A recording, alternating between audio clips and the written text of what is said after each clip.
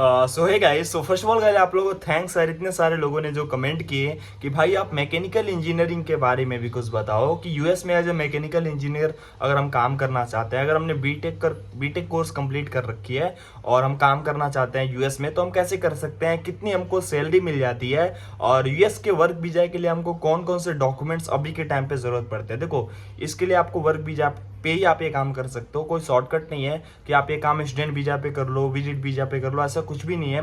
इसके लिए आपको वर्क वीजा की जरूरत पड़ेगी ही, कोई आपको झूठी तसल्ली नहीं दूंगा मैं, ठीक है। तो मैं आपको बता दूं, पहले मैं आपको बताता हूँ, अगर आपने बीटेक से अपनी कोर्स कंप्लीट कर ली है, ठीक है, तो मेरे कहने पे आप एक काम जरूर करो, आप कहीं ना कहीं 1 साल का भी एक्सपीरियंस ले लो, ठीक है। एक्सपीरियंस पे आपको फायदा ही होगा, एक तो आपको जॉब आसानी से मिल जाएगा, ठीक है, यूएस में, और दूसरा जो होता है वो है आपकी सैलरी बहुत अच्छी लगेगी, ठीक है। तो एक्सपीरियंस ले लेना। जब आप यूएस में अप्लाई करते हो एज अ मैकेनिकल इंजीनियर के लिए, तो सबसे पहले वो आपका एक्सपीरियंस देखते हैं कि इस बंदे के पास एक्सपीरियंस कितना है, उसके बाद ही आपकी सैलरी लगाते हैं। तो ये चीज़ ध्यान देना, एक्सपीरियंस वालों को जॉब आसानी से मिल जाता है। और अगर आपने कितने भी कोर्सेज कंप्लीट कर लिए, बीटेक, एमटेक, फ्रेशर वगैरह, तो आपको जॉब मिलना थोड़ा मुश्किल होता है, काफ़ी कम चांस होता है जॉब मिलने का। तो आप एक्सपीरियंस जरूर ले लो, ठीक है। अब बात करते हैं कि वर्क वीजा के लिए कौन कौन से डॉक्यूमेंट लगते हैं। देखो, यूएस वर्क वीजा के लिए कुछ डॉक्यूमेंट्स हैं जो कि काफ़ी ज़रूरी हैं और कुछ रिक्वायरमेंट्स भी हैं, वो भी आपको ज़रूरी पड़ेंगे। तो पहले आप सुन लो सारी चीज़ें, फिर मैं आपको सैलरी बताता हूँ कितने तक आपको बीटेक पे सैलरी मिल जाता है यूएस में, ठीक है। तो पहले आप डॉक्यूमेंट सुनो। पहला डॉक्यूमेंट है वो है आपका पासपोर्ट। अगर आपने अपना पासपोर्ट नहीं बनवाया हुआ है तो बनवा लो, ठीक है।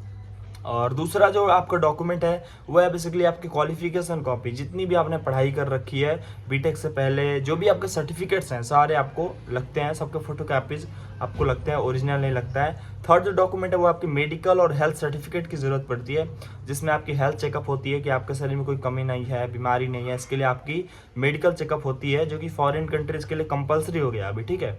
और जो फोर्थ डॉक्यूमेंट है वो है आपका प्रूफ ऑफ फंड, जिसमें आपको दिखाना होता है कि जितने दिनों के लिए भी आप यूएस में रहोगे, आपके पास कुछ एक मिनिमम बैलेंस होना चाहिए आपके अकाउंट में, जो कि आपको काफ़ी ज़रूरी होता है, जिसमें आपका लिविंग कॉस्ट भी इंक्लूड होता है कि यूएस में जितने दिनों के लिए आप रहोगे, आपके पास जो खर्चे हैं पर डे के हिसाब से, उस हिसाब से आपके बैंक अकाउंट में पैसे होने चाहिए, ठीक है। भले ही आप खर्च ना करो, पर आपको दिखाना पड़ता है उतना, ठीक है। और बेसिकली आपके बैंक स्टेटमेंट लगते हैं प्रीवियस कुछ मंथ के, प्रूफ ऑफ एकोमोडेशन लगता है, ठीक है। हेल्थ और ट्रेवल इंश्योरेंस की जरूरत पड़ती है आप लोगों को। आपका बेसिकली जो ये क्या कहते हैं, प्रूफ ऑफ एकोमोडेशन हो गया। आपका इंग्लिश जो काफ़ी रिक्वायर्ड है, इंग्लिश पे थोड़ा अच्छे से ध्यान देना, जो कि काफ़ी ज़रूरी है, और ठीक है। तो सबसे कंपलसरी इंग्लिश ही, तो उस पर ज़्यादा ध्यान देना। अब बात करते हैं बीटेक पे आपको सैलरी कितनी मिल जाती है यूएस में।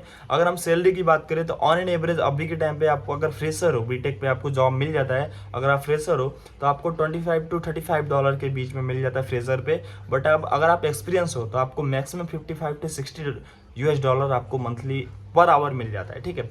$55 to $60। ये थोड़े लोकेशंस के ऊपर डिपेंड करता है, जितनी अच्छी लोकेशंस होती हैं वहाँ पे, जैसे न्यूयॉर्क में और भी कैलिफोर्निया, काफ़ी अच्छी जगहों पे अच्छी सैलरी मिलती है। तो बस इतनी छोटी सी वीडियो, कोई भी डाउट हो कमेंट करो। Have a nice day, best of luck.